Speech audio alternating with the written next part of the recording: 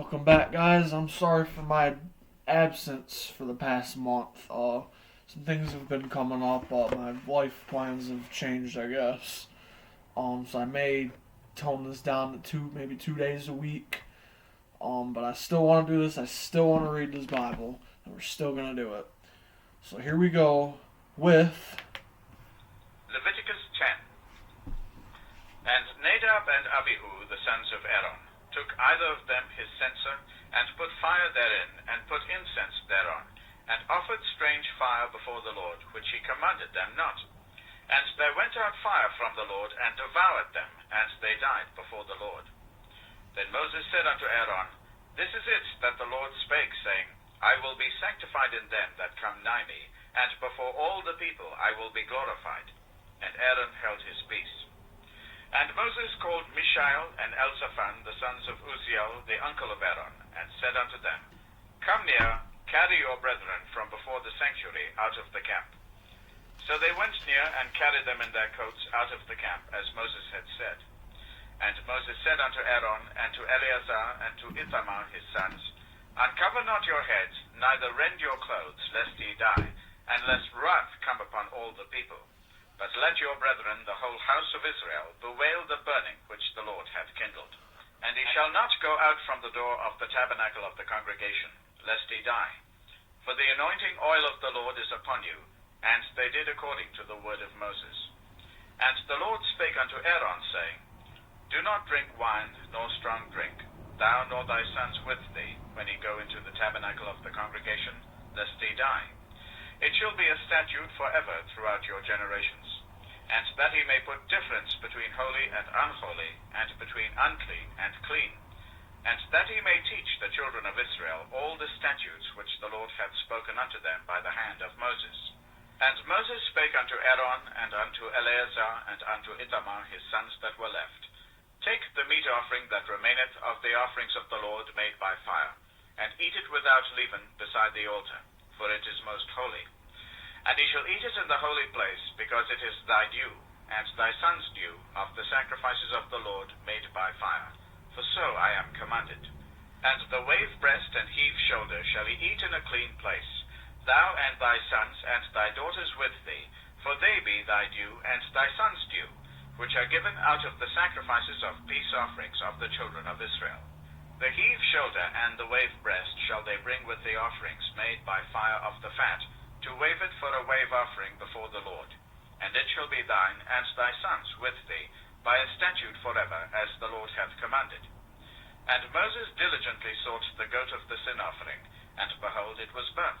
And he was angry with Eleazar and Ithamar, the sons of Aaron, which were left alive, saying, Wherefore have ye not eaten the sin offering in the holy place, seeing it is most holy? And God hath given it you to bear the iniquity of the congregation, to make atonement for them before the Lord? Behold, the blood of it was not brought in within the holy place. Ye should indeed have eaten it in the holy place, as I commanded. And Aaron said unto Moses, Behold, this day have they offered their sin offering and their burnt offering before the Lord, and such things have befallen me. And if I had eaten the sin offering today, should it have been accepted in the sight of the Lord? And when Moses heard that, he was content. Leviticus 11. And the Lord spake unto Moses and to Aaron, saying unto them, Speak unto the children of Israel, saying, These are the beasts which ye shall eat among all the beasts that are on the earth. Whatsoever parteth the hoof, and is cloven-footed, and cheweth the cud, among all the beasts, that shall ye eat. Nevertheless, these shall ye not eat of them that chew the cud, or of them that divide the hoof, as the camel, because he cheweth the cud, but divideth not the hoof, he is unclean unto you. And the coney, because he cheweth the cud, but divideth not the hoof, he is unclean unto you. And the hare, because he cheweth the cud, but divideth not the hoof, he is unclean unto you. And the swine, though he divides the hoof, and be cloven-footed, yet he cheweth not the cud, he is unclean to you. Of their flesh shall ye not eat, and their carcass shall ye not touch, they are unclean to you. These shall ye eat of all that are in the waters, whatsoever hath fins and scales in the waters, in the seas and in the rivers, them shall ye eat. And all that have not fins and scales in the seas and in the rivers, of all that move in the waters, and of any living thing which is in the waters, they shall be an abomination unto you. They shall be even an abomination unto you. Ye shall not eat of their flesh, but ye shall have their carcasses in abomination. Whatsoever hath no fins nor scales in the waters, that shall be an abomination unto you. And these are they which ye shall have an abomination among the fowls. They shall not be eaten, they are an abomination. The eagle and the ossifrage and the osprey, and the vulture and the kite after his kind, every raven after his kind, and the owl and the nighthawk and the cuckoo and the hawk after his kind, and the little owl and the cormorant and the great owl, and the swan and the pelican and the gier eagle, and the stork, the heron after her kind, and the lapwing and the bat. All fowls that creep, going upon all four, shall be an abomination unto you. Yet these may ye eat of every flying creeping thing that goeth upon all four, which have legs above their feet, to leap withal upon the earth. Even these of them ye may eat, the locust after his kind, and the bald locust after his kind, and the beetle after his kind, and the grasshopper after his kind. But all other flying creeping things which have 4 feet shall be an abomination unto you. And for these ye shall be unclean. Whosoever toucheth the carcass of them shall be unclean until the even. And whosoever beareth aught of the carcass of them shall wash his clothes, and be unclean until the even. The carcasses of every beast which divideth the hoof and is not cloven-footed, nor cheweth the cud, are unclean unto you. Every one that toucheth them shall be unclean. And whatsoever goeth upon his paws among all manner of beasts that go on all four, those are unclean unto you. Whoso toucheth their carcass shall be unclean until the even. And he that beareth the carcass of them shall wash his clothes, and be unclean until the even. They are unclean unto you. These also shall be unclean unto you among the creeping things that creep upon the earth, the weasel and the mouse and the tortoise after his kind, and the ferret and the chameleon, and the lizard and the snail, and the mole. These are unclean to you among all that creep. Whosoever doth touch them, when they be dead, shall be unclean until the even. And upon whatsoever any of them, when they are dead, doth fall, it shall be unclean, whether it be any vessel of wood, or raiment, or skin, or sack, whatsoever vessel it be, wherein any work is done, it must be put into water, and it shall be unclean until the even, so it shall be cleansed. And every earthen vessel whereinto any of them falleth, whatsoever is in it shall be unclean, and ye shall break it. Of all meat which may be eaten, that on which such water cometh shall be unclean, and all drink that may be drunk in every such vessel shall be unclean. And everything whereupon any part of their carcass falleth shall be unclean, whether it be oven or ranges for pots, they shall be broken down, for they are unclean, and shall be unclean unto you. Nevertheless, a fountain or pit wherein there is plenty of water shall be clean, but that which toucheth their carcass shall be unclean. And if any part of their carcass fall upon any sowing seed which is to be grown, it shall be clean. But if any water be put upon the seed, and any part of their carcass fall thereon, it shall be unclean unto you. And if any beast of which ye may eat die, he that toucheth the carcass thereof shall be unclean until the even. And he that eateth of the carcass of it shall wash his clothes, and be unclean until the even. He also that beareth the carcass of it shall wash his clothes, and be unclean until the even. And every creeping thing that creepeth upon the earth shall be an abomination, it shall not be eaten. Whatsoever goeth upon the belly, and whatsoever goeth upon all four, or whatsoever hath more feet among all creeping things that creep upon the earth, them ye shall not eat, for they are an abomination. Ye shall not make yourselves abominable with any creeping thing that creepeth, neither shall ye make yourselves unclean with them, that ye should be defiled thereby. For I am the Lord your God.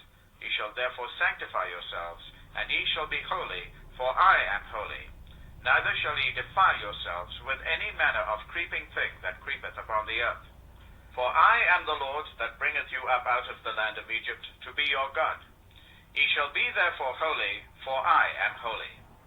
This is the law of the beasts, and of the fowl, and of every living creature that moveth in the waters, and of every creature that creepeth upon the earth. to make a difference between the unclean and the clean, and between the beast that may be eaten and the beast that may not be eaten. Leviticus 12. And the Lord spake unto Moses, saying, Speak unto the children of Israel, saying, If a woman have conceived seed, and born a man-child, then she shall be unclean 7 days, according to the days of the separation for her infirmity shall she be unclean. And in the 8th day the flesh of his foreskin shall be circumcised. And she shall then continue in the blood of her purifying 33 days. She shall touch no hallowed thing, nor come into the sanctuary, until the days of her purifying be fulfilled. But if she bear a maid child, then she shall be unclean 2 weeks, as in her separation. And she shall continue in the blood of her purifying 66 days. And when the days of her purifying are fulfilled, for a son or for a daughter, she shall bring a lamb of the first year for a burnt offering, and a young pigeon or a turtle dove for a sin offering, unto the door of the tabernacle of the congregation, unto the priest, who shall offer it before the Lord, and make an atonement for her. And she shall be cleansed from the issue of her blood. This is the law for her that hath borne a male or a female. And if she be not able to bring a lamb, then she shall bring 2 turtles or 2 young pigeons, the one for the burnt offering, and the other for a sin offering, and the priest shall make an atonement for her, and she shall be clean. Leviticus 13. And the Lord spake unto Moses and Aaron, saying, When a man shall have in the skin of his flesh a rising, a scab, or a bright spot, and it be in the skin of his flesh like the plague of leprosy, then he shall be brought unto Aaron the priest, or unto one of his sons the priests. And the priest shall look on the plague in the skin of the flesh, and when the hair in the plague is turned white, and the plague in sight be deeper than the skin of his flesh, it is a plague of leprosy, and the priest shall look on him and pronounce him unclean. And if the bright spot be white in the skin of his flesh, and its sight be not deeper than the skin, and the hair thereof be not turned white, then the priest shall shut up him that hath the plague 7 days. And the priest shall look upon him the 7th day, and behold, if the plague in his sight be at a stay, and the plague spread not in the skin, then the priest shall shut him up 7 days more.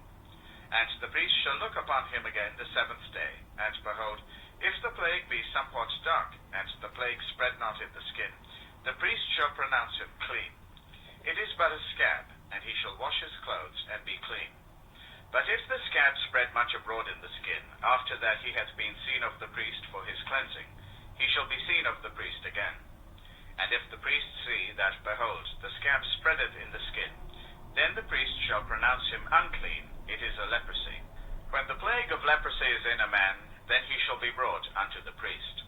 And the priest shall see him, and behold, if the rising be white in the skin, and it have turned the hair white, and there be quick raw flesh in the rising, it is an old leprosy in the skin of his flesh, and the priest shall pronounce him unclean, and shall not shut him up, for he is unclean. And if a leprosy break out abroad in the skin, and the leprosy cover all the skin of him that hath the plague, from his head even to his foot, wheresoever the priest looketh, then the priest shall consider, and behold, if the leprosy have covered all his flesh, he shall pronounce him clean that hath the plague. It is all turned white, he is clean. But when raw flesh appeareth in him, he shall be unclean. And the priest shall see the raw flesh, and pronounce him to be unclean, for the raw flesh is unclean, it is a leprosy. Or if the raw flesh turn again, and be changed into white, he shall come unto the priest, and the priest shall see him, and behold, if the plague be turned into white, then the priest shall pronounce him clean that hath the plague, he is clean. The flesh also, in which even in the skin thereof was a boil, and is healed. And in the place of the boil there be a white rising, or a bright spot, white and somewhat reddish, and it be shewed to the priest. And if, when the priest seeth it, behold, it be in sight lower than the skin, and the hair thereof be turned white, the priest shall pronounce him unclean. It is a plague of leprosy broken out of the boil. But if the priest look on it, and behold, there be no white hairs therein, and if it be not lower than the skin, but be somewhat dark, then the priest shall shut him up 7 days. And if it spread much abroad in the skin, then the priest shall pronounce him unclean, it is a plague. But if the bright spot stay in his place, and spread not, it is a burning boil, and the priest shall pronounce him clean. Or if there be any flesh in the skin, whereof there is a hot burning, and the quick flesh that burneth have a white bright spot, somewhat reddish or white, then the priest shall look upon it, and behold, if the hair in the bright spot be turned white, and it be in sight deeper than the skin, it is a leprosy broken out of the burning. Wherefore the priest shall pronounce him unclean, it is the plague of leprosy. But if the priest look on it, and behold, there be no white hair in the bright spot, and it be no lower than the other skin, but be somewhat dark, then the priest shall shut him up 7 days. And the priest shall look upon him the 7th day, and if it be spread much abroad in the skin, then the priest shall pronounce him unclean, it is the plague of leprosy. And if the bright spot stay in his place, and spread not in the skin, but it be somewhat dark, it is a rising of the burning, and the priest shall pronounce him clean, for it is an inflammation of the burning. If a man or woman have a plague upon the head or the beard, then the priest shall see the plague, and behold, if it be in sight deeper than the skin, and there be in it a yellow thin hair, then the priest shall pronounce him unclean. It is a dry scall, even a leprosy upon the head or beard. And if the priest look on the plague of the scall, and behold, it be not in sight deeper than the skin, and that there is no black hair in it, then the priest shall shut up him that hath the plague of the scall 7 days. And in the 7th day the priest shall look upon the plague, and behold, if the scall spread not, and there be in it no yellow hair, and the scall be not in sight deeper than the skin, he shall be shaven, but the scall shall he not shave. And the priest shall shut him up that hath the scall 7 days more. And in the 7th day the priest shall look upon the scall, and behold, if the scall be not spread in the skin, nor be it in sight deeper than the skin, then the priest shall pronounce him clean, and he shall wash his clothes, and be clean. But if the scall spread much in the skin after his cleansing, then the priest shall look on him, and behold, if the scall be spread in the skin, the priest shall not seek for yellow hair, he is unclean. But if the scall be in his sight at a stay, and that there is a black hair grown up therein, the scall is healed, he is clean, and the priest shall pronounce him clean. If a man also or a woman have in the skin of their flesh bright spots, even white bright spots, then the priest shall look, and behold, if the bright spots in the skin of their flesh be darkish white, it is a freckled spot that groweth in the skin. He is clean. And the man whose hair is fallen off his head, he is bald, yet he is clean. And he that hath his hair fallen off from the part of his head toward his face, he is forehead bald, yet he is clean. And if there be in the bald head or bald forehead a white reddish sore, it is a leprosy sprung up in his bald head or his bald forehead. Then the priest shall look upon it, and behold, if the rising of the sore be white reddish in his bald head, or in his bald forehead, as the leprosy appeareth in the skin of the flesh, he is a leprous man, he is unclean. The priest shall pronounce him utterly unclean, his plague is in his head. And the leper in whom the plague is, his clothes shall be rent, and his head bare, and he shall put a covering upon his upper lip, and shall cry, Unclean, unclean. All the days wherein the plague shall be in him he shall be defiled. He is unclean. He shall dwell alone, without the camp shall his habitation be. The garment also that the plague of leprosy is in, whether it be a woolen garment or a linen garment, whether it be in the warp or woof of linen or of woolen, whether in a skin or in anything made of skin, and if the plague be greenish or reddish in the garment or in the skin, either in the warp or in the woof, or in anything of the skin, it is a plague of leprosy, and shall be shewed unto the priest. And the priest shall look upon the plague, and shut up it that hath the plague 7 days. And he shall look upon the plague of the 7th day. If the plague be spread in the garment, either in the warp, or in the woof, or in the skin, or in any work that is made of skin, the plague is a fretting leprosy, it is unclean.